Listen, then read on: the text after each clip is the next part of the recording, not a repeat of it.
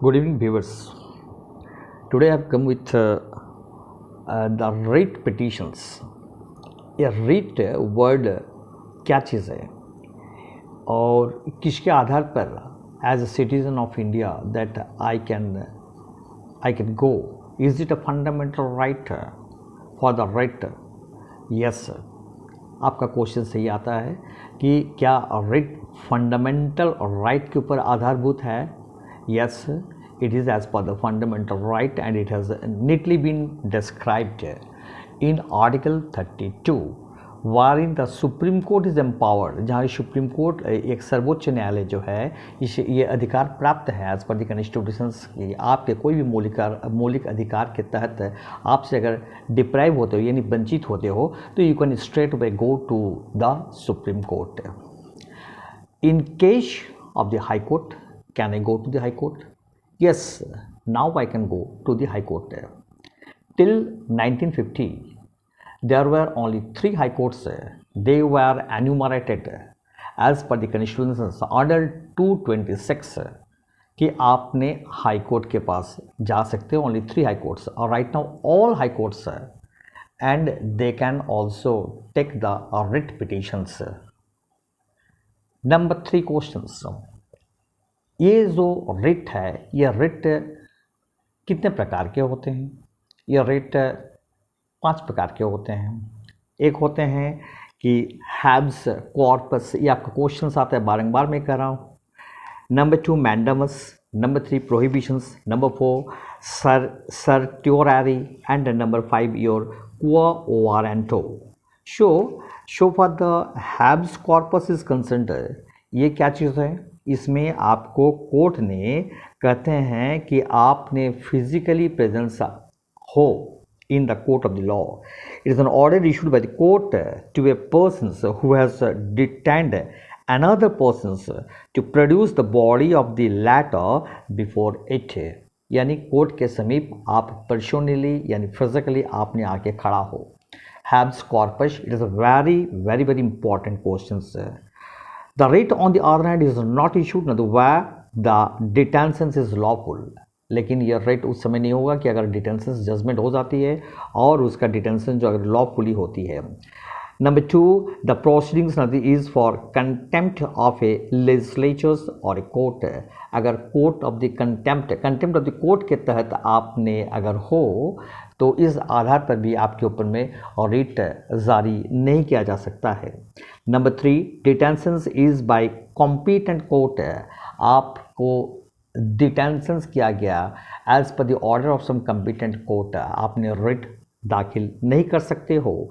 And number 4 detentions is outside the jurisdictions of the court.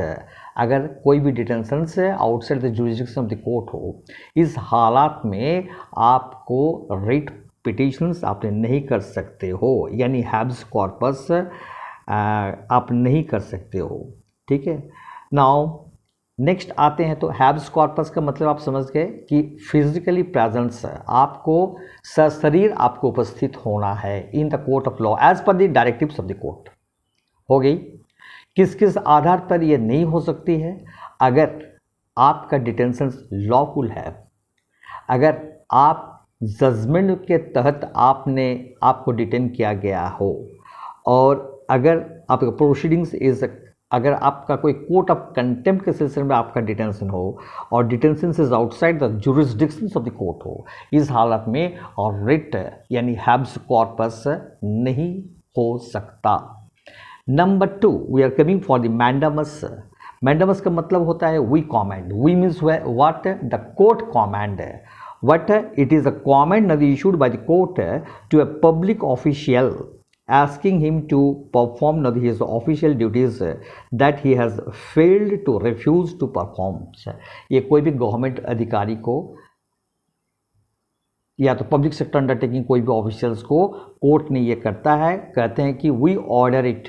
जैसे मान लीजिए कि आपके क्षेत्र में एक रोड का कंस्ट्रक्शन हो रही है, रोड बन रही है वहाँ के रोड में आपके कुछ भी खामियां हैं तो वहाँ आपने और रिट करना चाहते हो तो वहाँ के जो चीफ एग्जीक्यूटिव इंजीनियर होते हैं या एग्जीक्यूटिव इंजीनियर्स कैटेगरी जिसके अंडर में वो पर्टिकुलरली वो देखभाल करने के लिए उसको दिया गया है, उसको कमेंड किया जाता है। कमेंड कौन करते हैं कि कोर्ट करते हैं। तो कमेंट क्या करते हैं कि क्या प्यार से, क्या निश्चित नहीं, आपको ये कमेंट किया जाता है, you please come. It can also be issued of the against of the any public body, corporations, an inferior court, tribunal और the government for the same purpose. ठीक है। और ये मैंडमस कब कब नहीं हो सकता है? Number 1, against a private individuals और the body, to enforce on the departmental instructions that does not possess the statutory force when the duty is discretionary and not mandatory. Number 4, to enforce contractual obligations. Number 5, against the President of India or the state governors. ये आपका question आता है, क्या mandamus as a right can be issued against a governor or the president? ये आपका question है, yes, no, either of the two, neither of the two, like that। इस तौर से आपका क्वेश्चन आती है। Against the chief justice of high court acting in judicial capacity. तो ये व्यक्ति विशेष के ऊपर में मैंडमस इशू नहीं होती है। तो मैंडमस इज व्हाट? मैंडमस का मतलब होता है we command. We command means what? The court command. Next to come the prohibitions. Prohibitions का मतलब आप जानते हैं, टू प्रोहिबिट, टू फॉरबिट, माना करना किसी को। किस हालत में होता है? It is issued by a higher court to a lower court और a tribunal to prevent the latter from exceeding its jurisdictions और usurping jurisdictions that it does not possess. ठीक है। और the writ of the prohibition can be issued only against the judicials and the quasi judicials authorities. तो ये court कब देते हैं prohibitions? आपने कोई एक मान लीजिए प्रोसीडिंग्स चला रहे हो, आप लोअर कोर्ट के एक अधिकारी हो या तो आपने कोई ट्रिब्यूनल में बैठे हुए हो, इस हालत में उस प्रोसीडिंग्स को रोक सकता है। फॉरबिड यानी माना करना, फॉरबिड यानी आपने इसको बंद करो और इन सिलसिले में आपने हमारे पास आओ, या तो हाई कोर्ट या तो supreme court, that they can do it. Certiorari. Certiorari का मतलब क्या होता है? टू बी सर्टिफाइड और टू बी इन्फॉर्म्ड। ठीक है। तो हमने क्या देखे? Habeas corpus, mandamus. हैव corpus physically presence in the court. Mandamus इसका मतलब होता है we comment.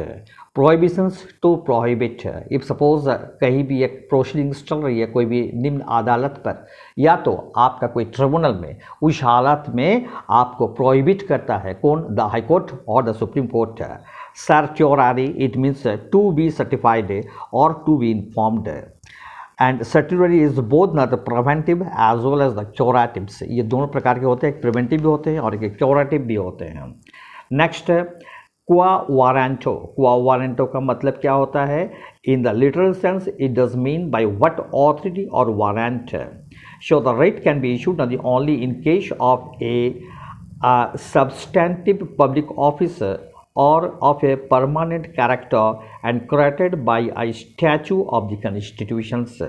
It cannot be issued in case of the ministerial office or the private office. So quo warranto इसका मतलब होता है by that authority or warrant। ठीक है। टू इंक्वायर इसको क्या कहते हैं? To inquire into the legality of the claim of a persons to a public office. कोई भी पब्लिक ऑफिस को ये दर्शाया जाता है क्योंकि बाय व्हाट ऑथोरिटी, अगर आप कोई भी व्यक्ति विशेष एनी सिटीजन ऑफ इंडिया अगर कोई भी पब्लिक ऑफिस में आपका अपना ग्रीवेंसेस लेके जाते हैं और इन सिलसिले में अगर मान लीजिए उसमें कोई भी बैरिकेड आती है, देन ही और she can go in the court of the law for the quo warranto. Quo warranto का मतलब होता है by what authority the warrant, by what authority of warrant.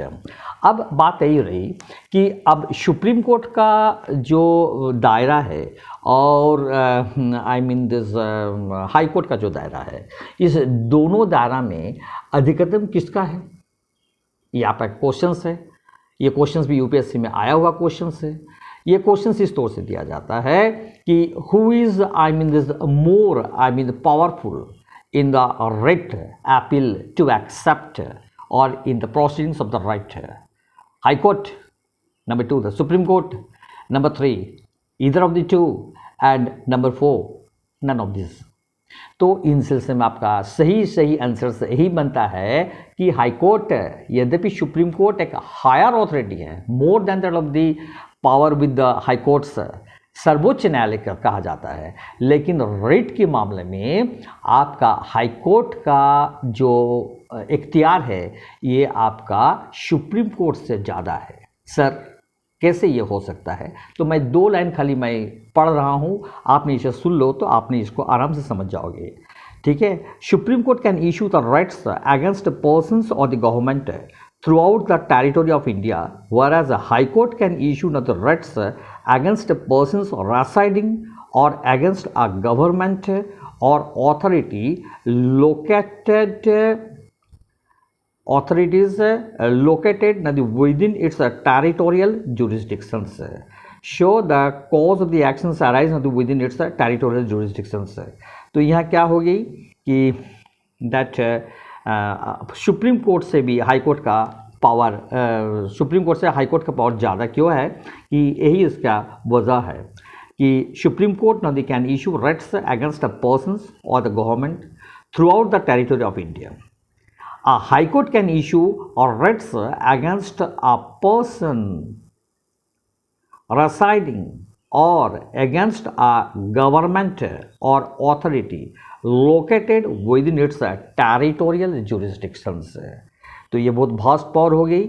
On the other hand, a remedy under Article 226 is discretionary and hence a High Court may refuse to exercise its writ jurisdictions.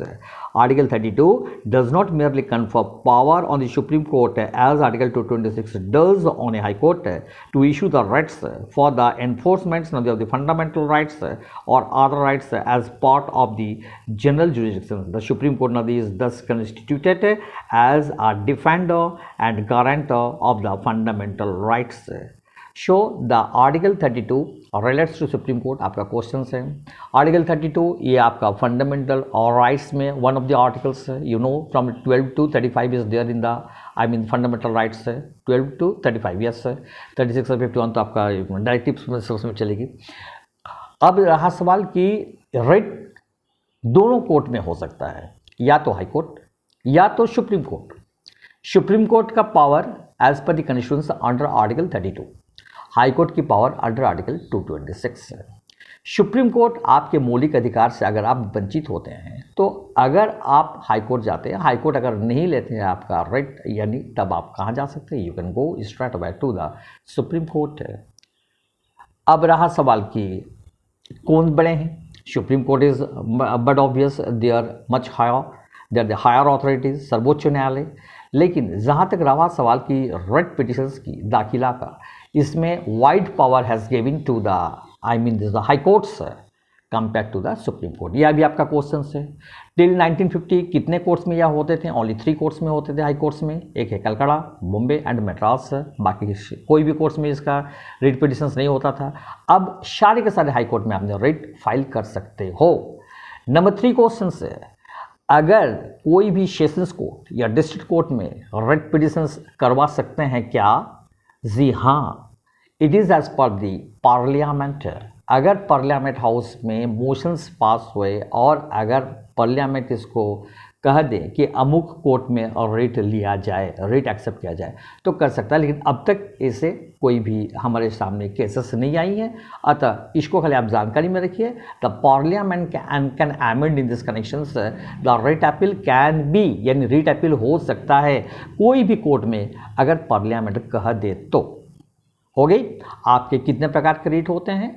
Haves corpus number 1, number 2 this mandamus, habeas corpus, physically presence, mandamus that we command means the court command, prohibitions to prohibit, and certiorari to certify, and next is the quo warranto, it does mean by what authority or warrant। ठीक है, तो इतना में आपका सारे के सारे छोटा मोटा क्वेश्चन एसएससी लेवल का तो क्वेश्चन इतना ही में है। आपका यूपीएससी प्री का क्वेश्चन है। अब जब मैं यूपीएससी का मेन के बारे में मैं डिस्कस करूंगा, तब हर एक दिन हम एक एक क्वेश्चन के ऊपर मैं आपको डिस्कशंस करूंगा। And I am very sure that in which way that you are to write, and आपको एक्सप्लेनेशंस कैसे हो, आपने आर्टिकल्स को किस तौर से वहाँ सजा और ढजा करके आप लिखोगे, ये भी आपका एक बहुत महत्वपूर्ण एक बात है कि आपने कैसे आंसर्स लिखोगे। खैर ये next chapters and next episode में मैं आपसे बात करूँगा। Thank you this much. आपको कैसे लगा इसके बारे में ज़रूर हमको कहिए, ताकि मैं अगले वीडियो में फिर और कुछ आपके लिए कर सकता हूँ। ठीक है, थैंक यू वेरी मच।